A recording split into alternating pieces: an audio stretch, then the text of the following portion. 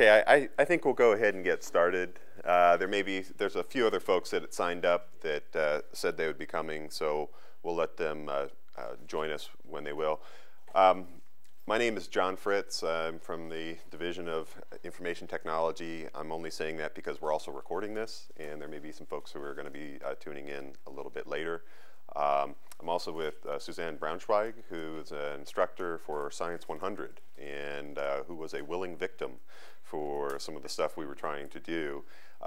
What we're going to be doing is I'm going to be starting off first and showing you a few things about the project that we were working on, and then we're going to sort of do a tag team where we can kind of see how this duck walked in an actual class and then share some results from that as well. Okay?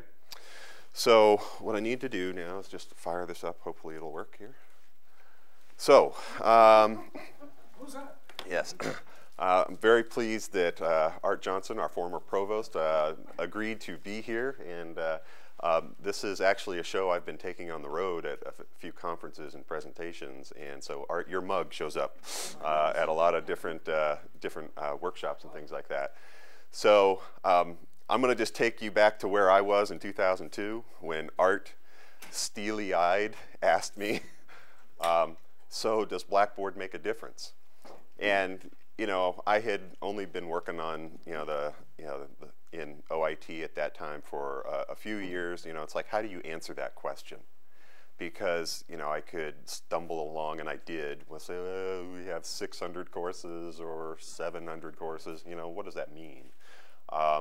But you know, I took Art's question to heart because I got tired of not being able to answer it, is sort of where this is going. I don't know that what we're doing fully answers it, but it's a start down the direction that I've seen sort of confirmed at other institutions by what they're trying to do. And so that's what I'd like to kind of share with you, what we're doing. So the key behind Art's question is really the functional one. You know, what is the relationship between Blackboard use and teaching and learning? But I was interested as well, what tools can we give to users so that they can help themselves learn a little bit? What Art did not ask, but is still an important question, is the technical side. How do you do that? I'm not going to spend a lot of time on the technical, but I need to put it on the table so that you understand it's not a trivial thing. And in particular, in our Blackboard license, there is an actual clause that says you should not do what we're doing. Because if you think about it, Blackboard is being used as a tool for teaching and learning, but if you then try to go query and find out more about how it's being used, that puts a lot of stress on the system itself. I know because we took our system down twice when we were trying to figure this out. If you're interested in the technical solution, basically what we do is we make a copy of Blackboard every night at 1 o'clock, and we do some querying against that simply for reporting. What led to that was when I asked Blackboard, are you saying we should not do it or we cannot do it? They said we should not do it. And so then we started doing some more things with the querying. But it is, I'm not going to go into the technical very much, but it is an issue that we have to acknowledge. What sort of got me going in the direction that I'm going to share with you right now is an article and a fellow from Purdue University, John Campbell, who in EDUCAUSE review, this is the publication for the Professional Association for IT in Higher Education, EDUCAUSE. John co-authored an article, presented at some conferences, a very compelling case to be made for academic analytics. Well, what is that? In a nutshell, analytics is sort of what Amazon does when you buy a book. When they say readers who bought this book might be interested in this other book, what Amazon is doing is they're basically analyzing past transactions of other users. And then based on what you do, they make a prediction or a profile of what you might be interested in. Academic analytics is sort of the same thing. By studying past student behavior and past student demographics and profiles, you attempt to model or profile how you think students coming in the future who fit that same profile might or might not succeed. That's essentially what is the argument behind academic analytics. John Campbell has done some fantastic work on this. At Purdue, they now have a system where when students log into Blackboard, they literally get a red, yellow, or green stoplight to indicate some level of, you know, where you might be in terms of your academic standing, or at least your likelihood to be having issues or problems. They base this on a very complicated algorithm. It's complex, but it is, you know, brilliant what they do, where they're taking the students' pre-college demographic data and sort of mapping it with what students are doing in the course management system at the same time. I was very impressed with what John did, but there was no way we could do it ourselves. It was just more than we could do. In the article, and when I've heard John talk though as well, one of the things that he's often talked about is that some students, when they would see that red, yellow, or green stoplight, rather than seeing it as helpful, sometimes raise concerns about, well, I didn't know that you were studying me. Or, how do you know I'm not on green? What makes you think that I'm on yellow or red? In other words, the format of the intervention was material to whether or not students would listen. And that got me interested in, well, in how to answer Art's question, is Blackboard making a difference? Well, so what we have to look at is it making a difference to faculty, and is it making a difference to students, and if so, how? So that's just some of the setup that I want to kind of just go over there real quickly. I should also point out, in the article they talk about University of Northern Arizona researchers who had interviewed students who had encountered with similar kinds of questions, where it raised the questions of intrusive advising, you know, or academic profiling. And that interested me, because what I'm really trying to get at is how do you motivate students, or how do you change their motivation so that it might change their behavior? In the end, I don't know that you do change their motivation. What they do with it is up to them. But are there conditions or climates that you can create where they're more aware of their own behavior and lead things? In fact, Michael, some of his colleagues, I was at a presentation, you know, last spring where here on campus, where they were talking about some of the sophisticated modeling that I think OIR does. And I was raising some of the points that John was saying about, you know, what's an institution's ethical obligation for knowing? You know, what are we obliged to tell students that we know, whether or not they'll listen to it? You know, so my interest is more, how do you present information that students might or might not listen to, and then how might they act on it? Okay. So, you know, I've been looking at what John has been doing. In the last spring, May 30, the Chronicle of Higher Ed did another kind of article about course management system data mining projects. These were some of the universities that were in it. I was a little upset that we were not included in that, so I contacted the reporter and just said, you know, how did you find your sources? Well, it was, you know, a couple of conference presentations, and then I shared what we were doing, and then, you know, lo and behold, eventually they found out what we were doing as well. One of the things that interested me, though, is the University of Georgia system. I know you can't see this, but I'll just try to quickly summarize. Basically, what they were finding is that you did not necessarily have to track the students' pre-college demographic data to get an indicator of whether or not they were successful. That it was enough to see what they were doing inside the course management system.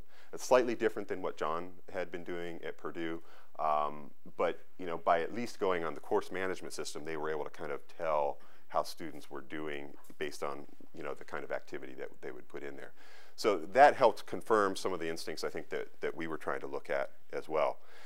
So let me get you right into what is the problem with Blackboard. This is the view that I have as a system admin, looking at all of the courses. And, you know, what I kept seeing when I run across these reports are the words active, and then you would say we've got, you know, 12,555 active users, 1,800 courses, organizations. But, you know, what does this mean?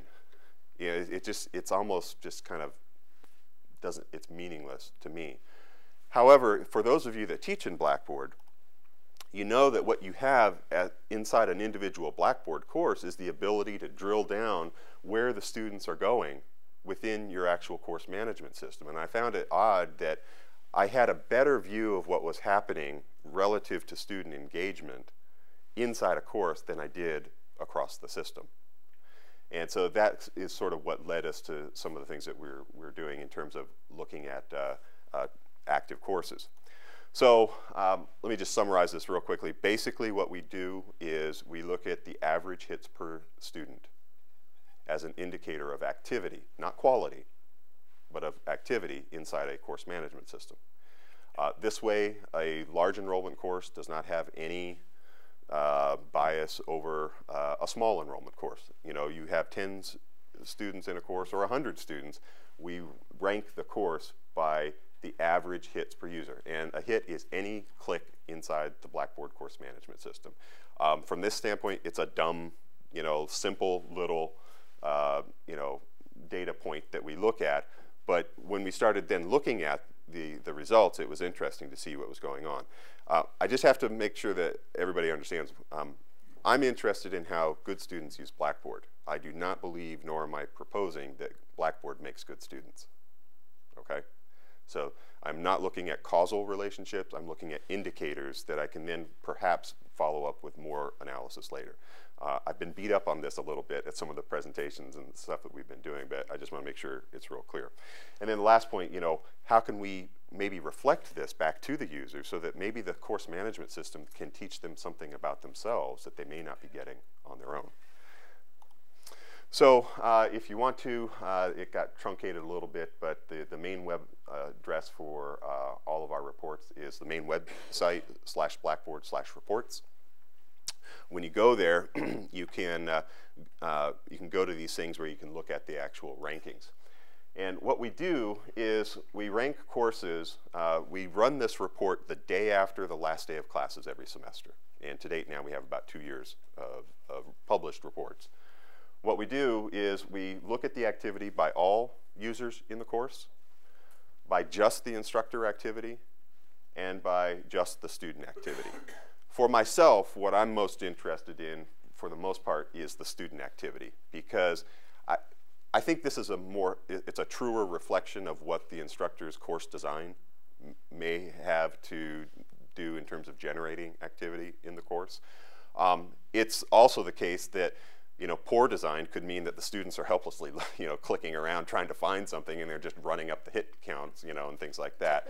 So it's not a fine-grained tool, but I'm just trying to be in full disclosure, you know, how we look at it. So when you run the reports, what you'll see is a ranking of the courses based on, you know, on average hits per user. So, but to be candid, you know, we show how many hits were in the class, how many were the users, you divide it, there's your average. We make a link to the top 50 courses that are available. Name the course, and also name the instructor who's in there as well. So it's pretty simple report. When you click on one of those course links right here, what it will take you to is show you how the course has been used, so that if faculty wanted to, they could see, you know, well, somebody's putting a lot of content in there, or there's a lot of discussion board, or there's some other tools. You can also then compare this, going back to the main menu, with the system tool usage and see how it compares across the system. You have to do a little clicking back and forth to go get it, but as an instructor, you can see what your reports are. And then we also show the rankings by department. This screen's a little bit old. It's changed a little bit. But when I first ran this, I was sort of shocked because it sort of confirmed what we were just getting a sense of anecdotally. And that was that we were getting beat up a lot by information systems, education, and we don't have emergency health services right here because of some things that they were doing. But it sort of made sense because of all the online courses that we were having. You know, they had the most courses. They were the ones that, you know, were asking more support from us than from the other institutions. And then if you drill down, if you click on any of these links, what it will then take you to is the actual discipline's rank or list of courses. It'll show you the rank within the discipline for the course, and then the rank overall for the entire university. And then again, it can show you the names that are in there as well. Before we ran this, and when we were first starting to play with this, I sort of had a little kitchen cabinet of faculty, and I said, does anybody have a problem with me doing this. And, I said, now's the time to tell me. So, they said, no, it's, go ahead and put it in there. Because what I do, I really try to, this is just a ranking of activity. It's not a ranking of quality.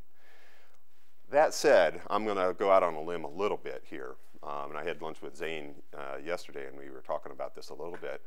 I'm not necessarily going to show all the results here, but we, every semester or every year, also do a user survey of the students, the Blackboard user survey. And what we do is we ask the students, if you had to pick one professor who uses Blackboard well, who would it be and why? And it's a really rich list of names, but it's also one that repeats often. And you start to see the same kinds of names. And what was interesting is when we looked at those names and then we looked at what the activity indicators were, it wasn't exact, but there was a lot of overlap in terms of people who were very active and who the students said who were very good. In fact, if I could just give a little shout out to Lily in the back, who's just eating right now, in physics. To be honest, Lily was not on my radar. And she should have been, but when I saw what was happening on the list, we started wanting to work with Lily a little bit more, and she's really helped us understand not only how Blackboard is used well, but she's been a pioneer with clickers and other technologies. So it helped me eliminate the kind of looking for the needle in the haystack of effective practice, because now we have something that can at least be a starting point. The other thing, and it goes back to Art's question, and it was an understandable question, but in some ways, why should I be the only one to answer it? Why should I be the only one with the bird's eye view of how the system works? Because one of the things I really believe is that faculty learn better from each other than they do from me. So if I can make a list where the faculty can find out who's using what, they can go ask each other. And they can find out what works or what doesn't and refine it. Because as we know, with the current budget climates, I'm not getting any more staff, and there's more faculty than there are me. So I need to leverage the community to help each other, try to find out what they're doing. So as after that, earlier last month, we were featured in the Chronicles article about what we're doing with course activity. When I talk to people about this, what it seems like most people are focused on is not so much our rankings, but the fact that we're publishing them. And I think that, I defend it in this way, just by, like I said, I want to be as transparent as I can about what the faculty are doing. I stand, on my head to say this is not a ranking of quality. It's not my business to say who's good or better as a teacher. But if we're simply wanting to look at activity, I'll let the faculty decide, who's doing what. And it's interesting, we did some interviews and Q&As that we've taped. One was with Karen Riedel, who also teaches the Science 100, and we were looking at what she was doing. And while we were doing the tape, Chris Swan, who's from her very same department, was in the room. And after we got done taping Karen talking about discussion boards, he said, I had no idea you were doing what you were doing with discussion boards. Can we go have lunch? And I thought, my job's done, And that's when I realized if I can just help people facilitate the connection, they'll go talk with each other. If they then realize that I referred them or that we facilitated it, people may then come back and follow up with me with a specific question. I can say, hey, why don't you talk to Zane, because he's doing the same thing. As much as possible, I'm trying to create that faculty learning community in what we're doing. So much for the reporting. Now we've got to get to this, and I got to hurry up, because that was all really the setup. Going back to John Campbell's problem, what's the ethical obligation of knowing? How do you get students to listen? That's always a challenge. But as I was thinking about the kinds of things and the interventions that were, that a lot of creative people were doing, the sense that I got from students, at least from just reading the articles, and I didn't talk with them myself, so this is really just my own kind of sensing, is that the students did not want to be the last to know. They wanted to be the first to know when they might be having an issue, and maybe even in private. So I was trying to figure out how could we do something to facilitate that. You're not going to be able to see this. I'm sorry because of the glare, but let me just tell you quickly what this is. The EDUCAUSE Center for Applied Research annually does a study called Undergraduates in IT. It's done across the nation. About 100 colleges and universities participate. We have done every year for the last 3 years. We are going to be participating again. Consistently, every time they do this study, when they ask students what is the most valued function inside your course management system, the number one thing is checking their grades. They want to check their grades. They want to know where they stand. Number one, by far and away, above all of the other things. A very close second, which is, again, by far and away from all of the other functions, is access to sample exams or online practice quizzes. Nobody wants to look silly, you know, and to the extent that you give them a chance to practice, they really like that. So that ability to check their own work, draw their own conclusions, practice, and see how they're faring is highly valued amongst the students. Now, I will just tell you right now, it's not highly deployed by faculty, and that is my bird's eye view of what I see in the course management system.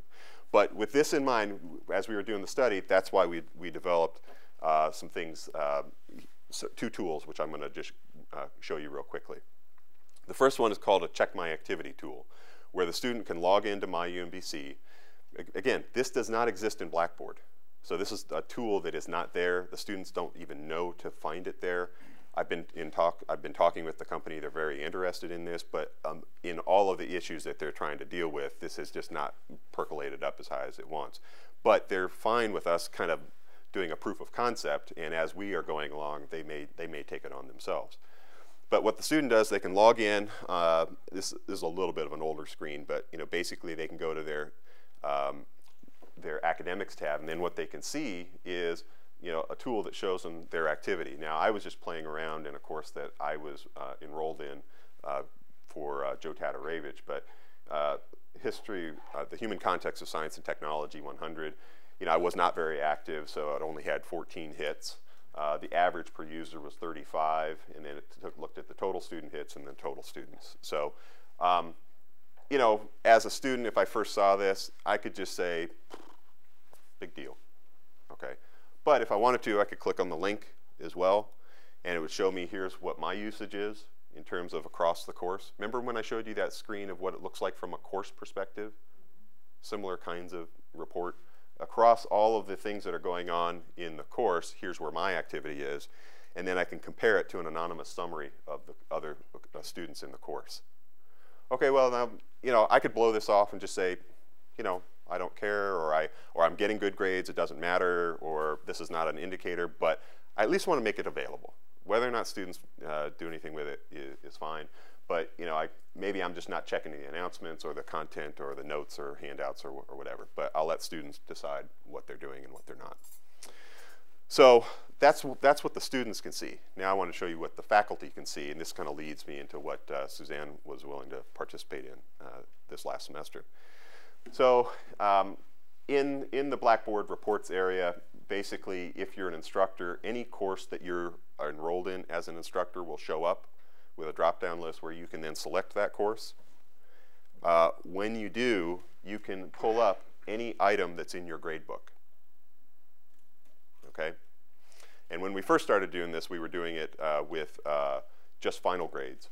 But, you know, and I actually had something called final grade or something. But, you know, any item that's in my grade book, I can pick out. And then what we'll do is run a grade distribution report that looks something like this.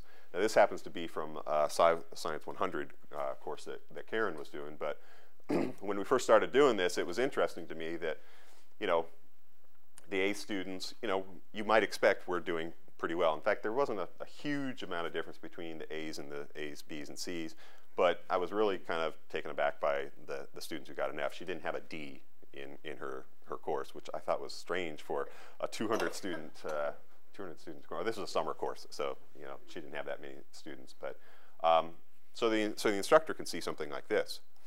We started trying to get the word out last fall, and a year ago this last fall. And after we did, we started getting a grade report. This tool is a voluntary tool that the faculty run. So there's nothing that we're doing to compel them to use it, and it's totally opt-in. It's, you know, they don't have to run it. But when they do, you know, we were looking at, you know, the grade distribution. These are final grades. And then we would see what the average hits per user were. And again, not a huge difference between the A's, B's, and C's, but starting to be a significant difference between the D's and F's. Okay, so you know, then we started, you know, doing it some more. You know, we made the tool available. We're starting to see a similar pattern in terms of final grade distribution. Now, I know what you're thinking because I've had it said to me, and that is, duh. You know, the D and F students do everything less than, you know, the A's, B's, and C's. But yeah, the curious thing is, do they know that? And how do they know that? And in what context do they know that? So as we've been looking at this now for, I guess, about 2 years, what we're finding is that over and these are all voluntarily done.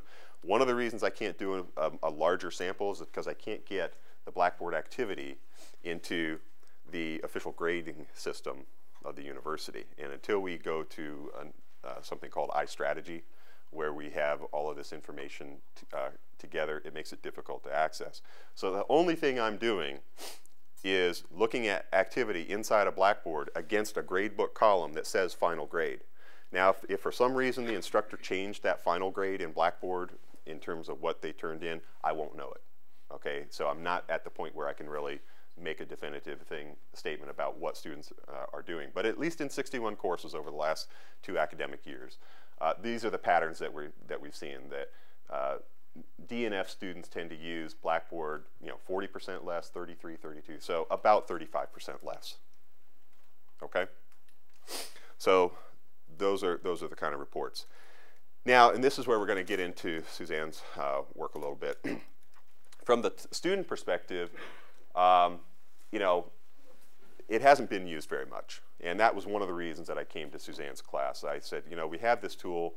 I can't seem to get the students to be using it very much. Could I spend a little bit of time in your class, do a little commercial promotion, you know, talk about what it is we're doing? She said, fine. You know, she was game to let me try to do that.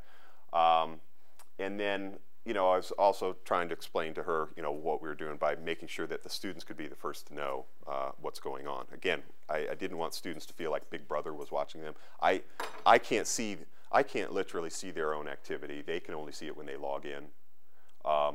And the instructor has to run the grade distribution report.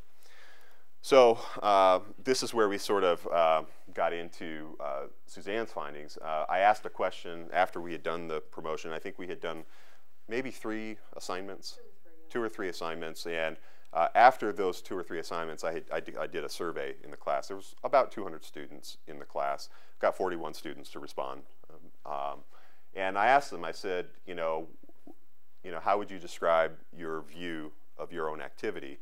And 28% said they were surprised. 12 said it. You know, I'd already confirmed what I knew. What was interesting to me is that, you know, the 42%, I'd have to use it more to determine. So they're sort of on the fence. You know, they say, I'm not going to commit, you know, one way or the other. But at least, you know, 70%, you know, were marginally interested in what was going on. From the faculty perspective, you know, I want to make sure that, you know, both the hits that we're doing and all the stuff, you know, that we're trying to do with the grade reports, that this is not a ranking of quality. But in my second bullet here, what I'm really trying to focus on is that, is there a way that students could get more feedback without the instructors having to assign and grade more work? In other words, could the Blackboard system provide some cheap feedback that is already tied to what the faculty are doing already, if they'll use the gradebook? And that's a big if, because not all the faculty use the gradebook.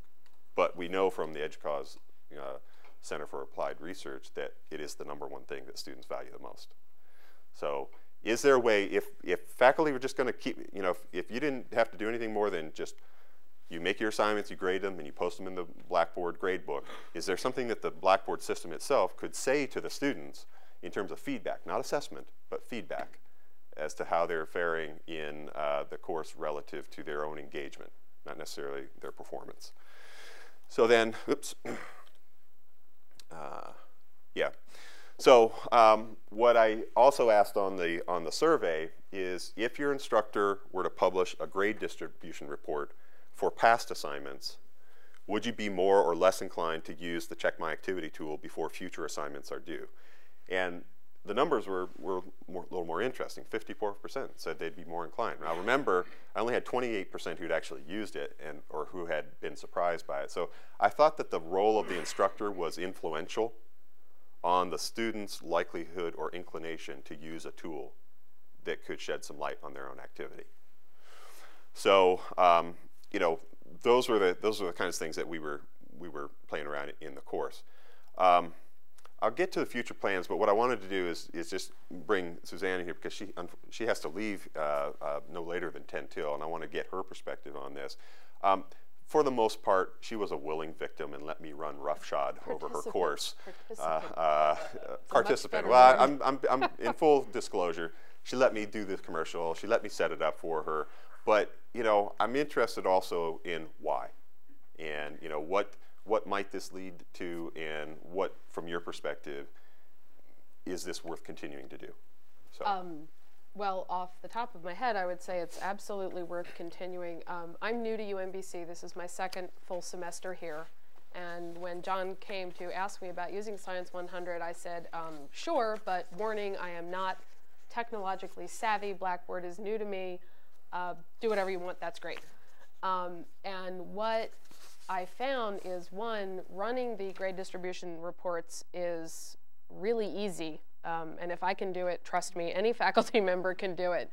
It really doesn't take a lot of time to pick through the different assessments in Blackboard and set up a distribution report that the students can then take a look at. The thing that I find the most valuable about this, I think, is it gives the students another way to check their progress in the course. Obviously, the A students are going to be on the ball, be keeping track, and be obsessive about their grades anyway.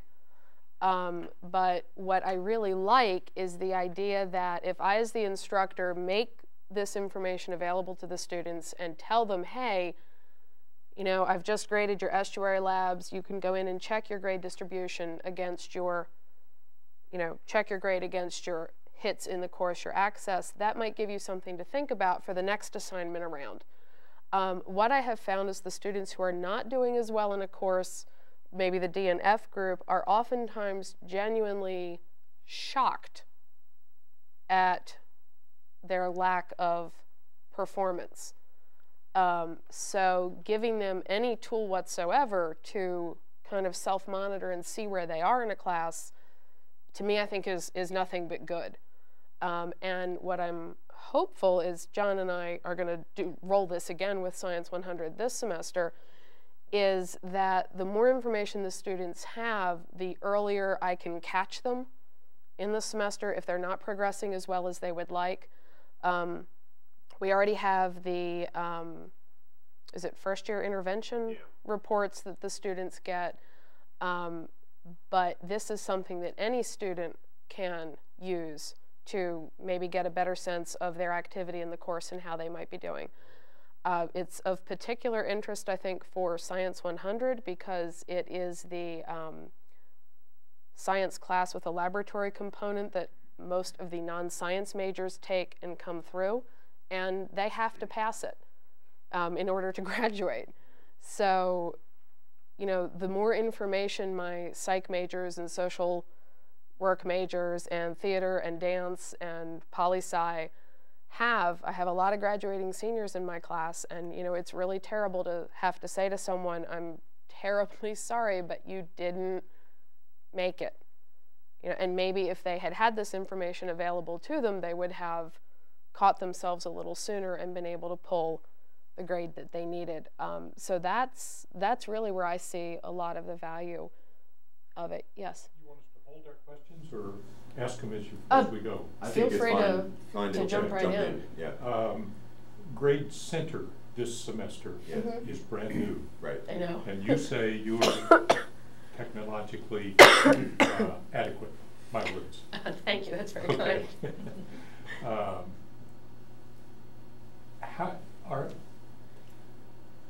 Grade Center is considerably more powerful, no question about that. It takes some getting used to.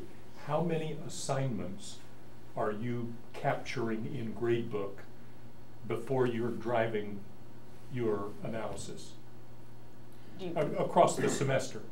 I mean, this could work right now in terms of whether or not students are finding it and making it available.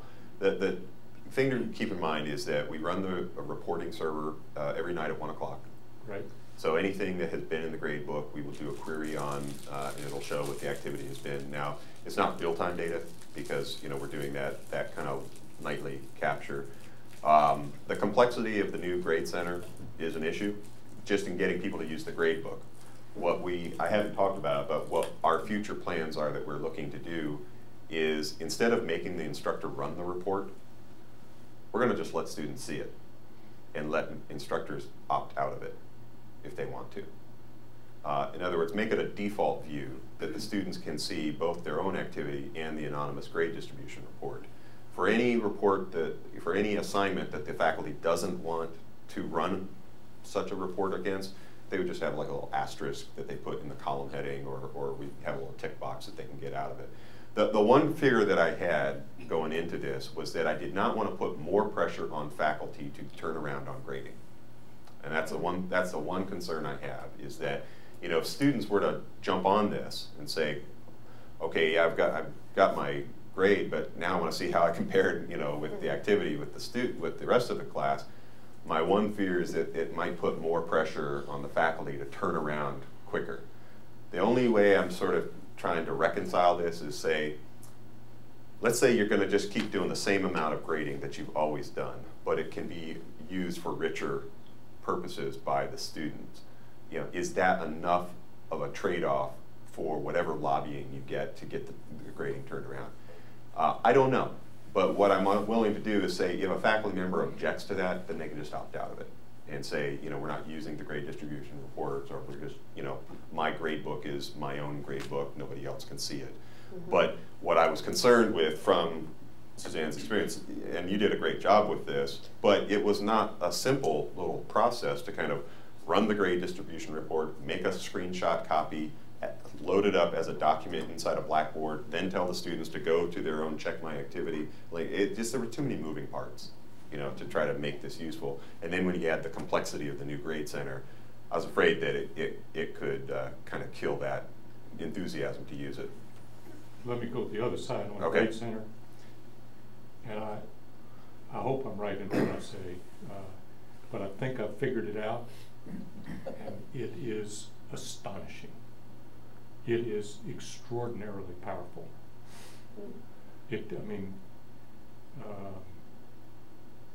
Took me a couple of days to figure it out. Yeah, just so you know, this is sort of the result of the merger with WebCT and Blackboard. One of the things that notoriously Blackboard, for better or worse, has been dubbed as an easy-to-use system. So you get a lot of people using it. Where you sometimes hear the complaints is from the power users that the gradebook, dropping the lowest quiz, and different variations and permutations, has not been that strong. Well, when Blackboard merged with WebCT 2 years ago, they are now moving towards a merged code base. And this is one of the first things you're starting to see is in the new grade center. We've been trying to promote the grade center, that it's coming, that people have to get started. Our workshops are getting full up now for faculty who are using the grade center. But I really think, and there was an article in the Chronicle, I think this last week, that Elliot pointed me to about, frequent quizzing is being shown to be something that students find, this generation, just showing up for a midterm and a final is not enough feedback. They need that engagement more. And, the challenge is that's not how most faculty learned. You teach the way you were taught. And most faculty didn't do that. And so it's a real change in culture between how they learned and what I talk about right now, sort of a Facebook status checking obsessive culture, where they want to know every minute how they're doing. Well, let the system do some of that heavy lifting is sort of where I'm going to try to go. What? One way of looking at quality of instruction that some other universities use that's different than our SCEQ-based system is in faculty and student engagement. And that, you know, you can rank your university based on how much students perceive that they engage with faculty. And I think that when I was listening to this idea, one of the questions I had was, what's the matter with checking grades?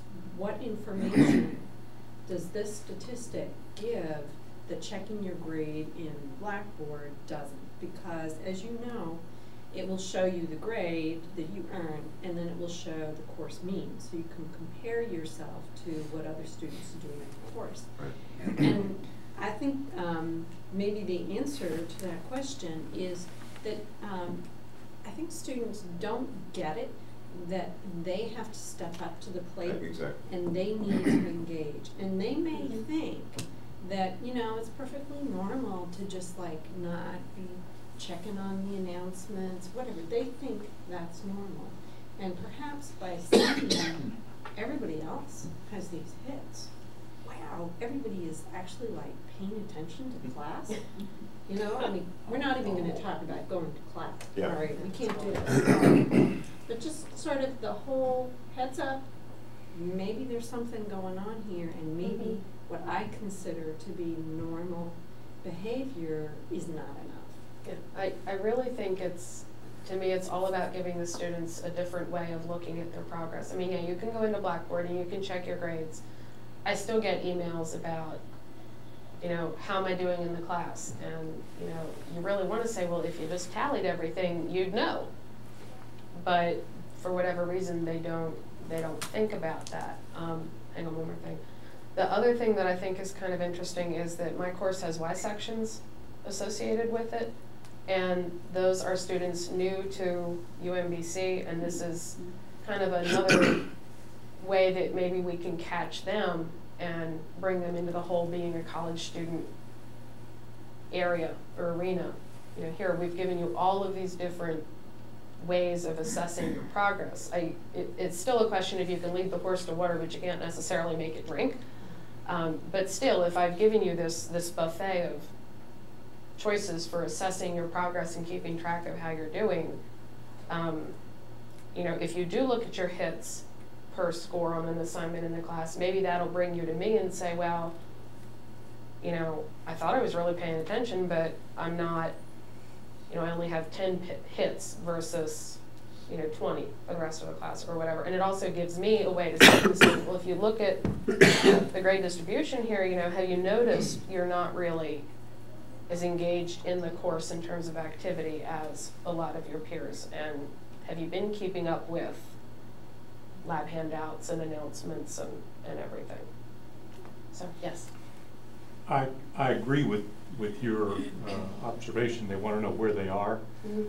And my understanding of how Grade Center works is for assignments that if you loaded Grade Center for your entire semester, by loaded I mean the framework, and there were no scores in a particular activity or quiz or assignment, then it's not included in any subsequent calculations.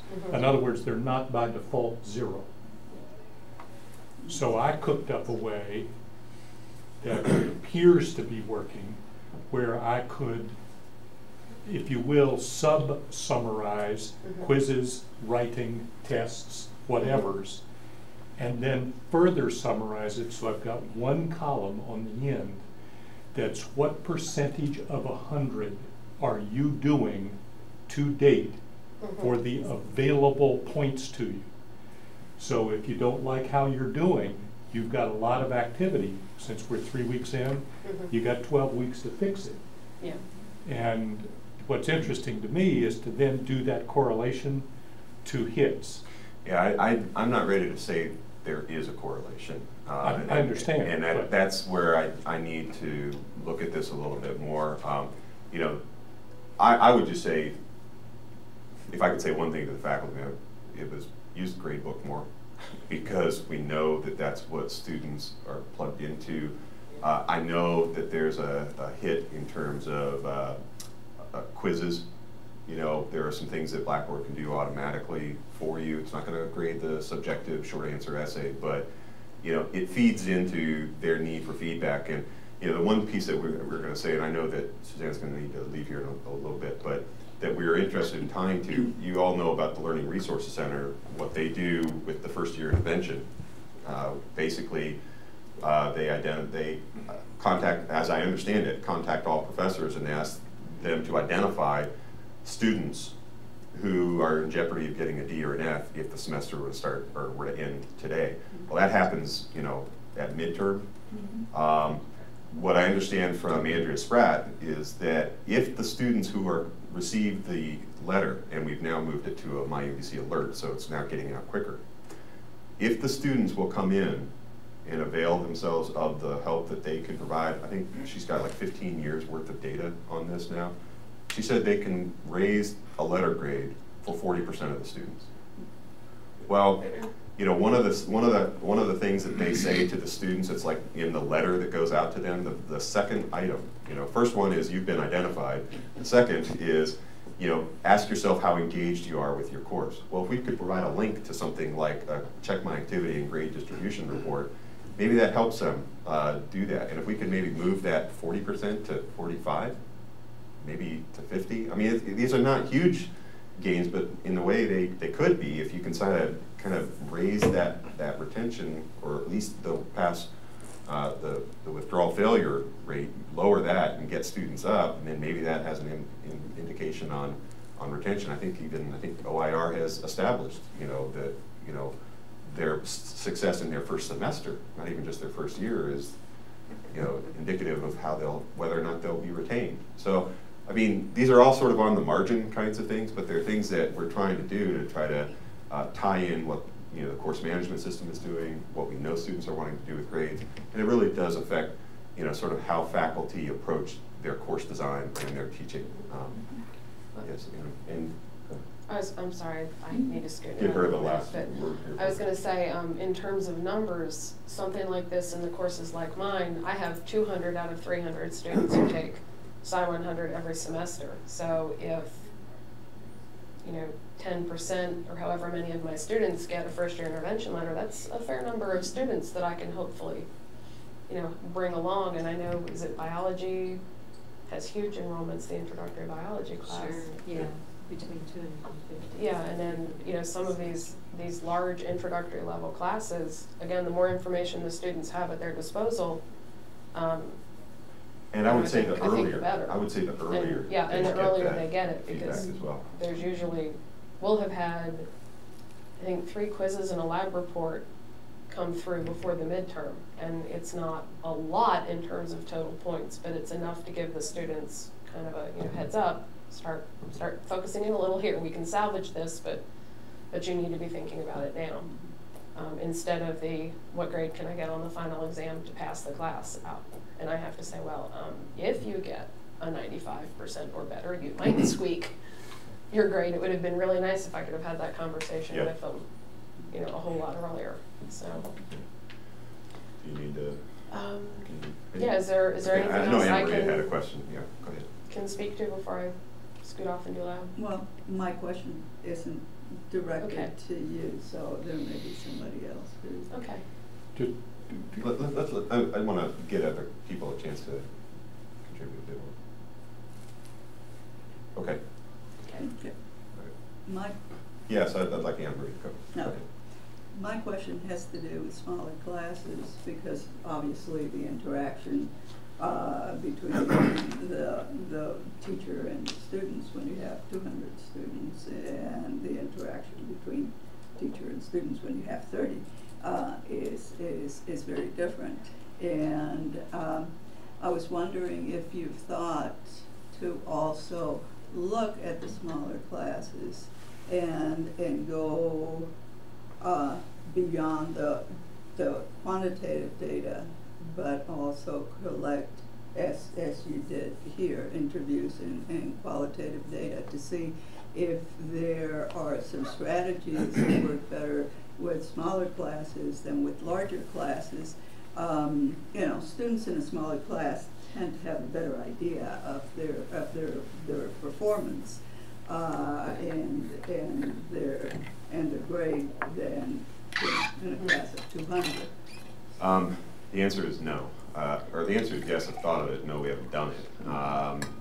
It's been all I can do to just squeeze out the time to, you know, carve out for this. It's something that I want to stop looking at Blackboard as simply a content delivery system. I think it increasingly can be a diagnostic system as well.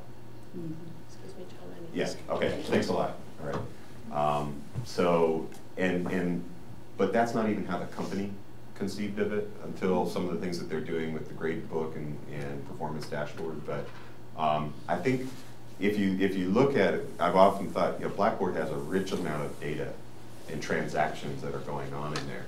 If we could use the quantitative to lead to the qualitative, much like when we have the rankings of the active courses, all that really does is maybe sort of percolate to the top, maybe some people that you should be talking to within your department. Katie Morris in social work gave, you know, she's one of our star users of Blackboard. But when these rankings came out, I mean, she's not a tenure track instructor, but her department invited her to speak to the faculty about what she was doing with Blackboard and what she thought that they could be doing. I can't have that conversation. I'm just not in the position to have that kind of a conversation. But if the data can lead to the qualitative, you know, sharing of best practice, I think that's where I'd like to go. How you have that conversation with students when they're not here with you that long, or from one course to the next, I don't know. But I think you're right that there is a definite qualitative side of this that we need to do. One of the things that really surprised me was the low use of discussion board, because in our language classes, there's high use of discussion board, very high use, and actually for me, and this links into the question I asked you earlier, I just get tired of using discussion board because everything seems to fit into discussion board really well. This is how the campus profile is for Blackboard usage. Oh, okay.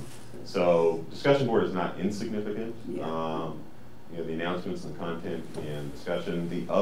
This is one of the challenges that we have with third-party plugins that do not track easily, but we believe that's the blogs and wikis, which I consider to be a communications device within Blackboard itself. But you know, when you look at, say, the top 100 or the top 50, say just for undergraduate courses, student activity. If I go psychology has shown up there. Let's see, communications. I think what they do is they wrap. Discussion board they didn't use very much at all. This was the course that used a lot of quizzing tools. That if we go back into social work, I think this is Katie. Discussion board is more used. So it varies, and you know, I want to be able to show these charts by disciplines as well, not just the summary, because I think the disciplines have different approaches to how they're using things as well. But we're trying to drill down a little bit further. I think there's a number of variables, John. It's size of class. Yeah. I think the subject area. Yeah. You know, social sciences or languages versus math, for example. Something like discussion boards would be quite different. Right. Level of course. The instructor's grading. Right. Pattern, whether it's midterm, final, or a lot of pop quizzes. It's a number of things. One of the things that we've just done is that we've changed the discipline page report. So by default, what we were showing was just the number of courses within a discipline. But now what you can do is rank the disciplines by the average hits per students across all of their courses. So within that, now biotechnology only had 2 courses, but within that they were very active. But you can start to get a better sense of just how the individual disciplines are doing. This is not showing the discipline grade distribution report, which I think would be informative. It's not necessarily showing the activity that the students can compare against. But part of it is we're still trying to find out what are the patterns in the carpet that are there. I'm trying not to leap to conclusions without supporting, you know, what's there. But what I've been pleased with, and I will just tell you, a lot of your peers at other institutions are pleased with, is that, you know, so far the institution is letting me do this, you know, to kind of keep investigating this, because I don't necessarily know where it's leading, but I can't tell you how many calls I've gotten since that Chronicle article came out from students that said, "Are you selling this software?" And I said, "I'll give it to you. I don't want to be running this report. I mean, I never wanted to be doing this stuff at all. Blackboard didn't do it. The community didn't have it. It's like, you know, it was just. I blame Art. You know, it's Art's fault. You know. So. We're hearing that a lot. Yeah. Great. John, do you have a sense of, like, percentage-wise, even a ballpark figure, how many faculty are using Gradebook? No, I don't. No, I don't. So how do we know it's low then? I don't have any quantitative reports that show that. Okay. I don't think I do. I don't think System 2 will show us that. No. Check grade is up there. Check grade. So for the system, 5%. Yeah. Yes, Clark. When you know, Art's question, how do you know Blackboard is working? And he framed the question as, how do you know Blackboard is working to promote teaching and learning? And I might say that another question that you can ask is Blackboard helping with retention? Because, you know, in terms of what it does from a faculty member point of view, it helps with, you know, faculty workload, so we have less time spent doing stuff, so that we can communicate with our students easier. Hopefully the communication between student and faculty members, especially in large classes, helps with retention. And just the sort of whole customer satisfaction grouchiness that students get because they don't, you know, have easy ways to do things. So that's a different and that was confirmed in that ECAR study, is, you know, when they look at technology's value, it is, and I was sort of sobered by this, the overwhelming response was convenience. Not that I learned better. And for somebody who's in the business of trying to not just promote, but support the teaching and learning side, you know, I was sort of taken aback by that. But then, you know, I was talking to some of my colleagues and said, well, that's not a bad place to start. You know, you could do worse than being inconvenient in trying to improve teaching and learning, but, you know, so, you know, I think it's still starting, and I frankly think that's one of the open questions that are still out there for instructional technology is, has it proven its value? And the hard part about that is that there's not consensus yet about how to assess it. And we don't take the time to do that. You know, I don't get me started about reward and recognition for the instructors who are doing it. Give me the time to take the tools to figure out how. I'll let the faculty decide, you know, how would it be effective. But, you know, we just don't do that enough, and we're not alone. And yet the price of the technology keeps going up. The rapid pace of change to support it is incredible. It's challenging. I would like to be in a position, I'm giving a talk next month at Drexel. I'd like to be able to say, look, we're only going to support the technologies that are proven to be effective in improving the student teaching and learning, and throw it back on the faculty. You know, and say, you help us figure this out. You know, but I shouldn't be in the position of being the kind of proselytizer. I just don't feel like that's my role. But if teaching and learning is the only metric, I would broadly put retention under that as well, definitely. Yeah, but one link between convenience and teaching and learning is that now I can ask my students to do a translation and have them turn it in on Sunday, so that when I see them again on Tuesday, I've had the time to correct it, and that is definitely giving them that feedback. Yeah. is very, very valuable. And that's very rich of you to provide that feedback, but when you try to scale that up by what the students want, I always try to make the distinction that there's a difference between feedback and assessment. You know, the students, I don't think, always make that distinction. They often think that grades are the only way I can get feedback, and it's a valid point, but it depends on, how much work, class. I think there's a symbiotic relationship surrounding the grade book for faculty and students. They will use it more as you use it. And you know, that's not my bottom line point on this, but it's getting pretty close to it because there seems to be a lot of research that suggests that it's effective. But that's one difference between a small class Exactly. and, Yes. and a huge class. Yep. Well, and what I'm trying to do with this is make large classes small, in a way. Yeah. We're past 1 o'clock here. I'll, you know, unless there's any questions, I'll tell you. I've already told you that we're going to try to combine the reports. The other thing that we've been talking about with Blackboard is, I can just show it here real quick,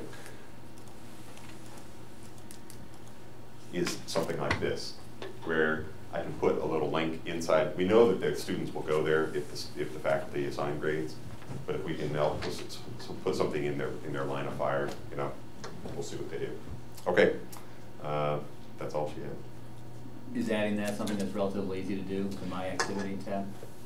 No, because I can't author any content in this tool area. And so I had a conversation with Blackboard on Friday. Say, can I just, we'll take wherever this, you know, where this link goes to, we've got it handled, but can I put this link in there? And they thought, yeah, it's easy to do, it's just they don't have it done right now, so that's what we're talking about. Because part of the problem is I don't think people can find this thing. It's too hard to find. Yeah. You know, and so I just know that that's contributing to the low use of it. So if we have it in myUMBC where 90% of students go to log into Blackboard anyway, that would be great.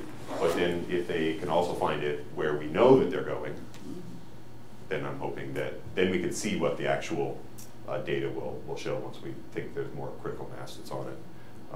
But when I showed it to the Blackboard folks, they like it, and it's been nice working with them because I can travel light where they can't because they've got this huge set of expectations.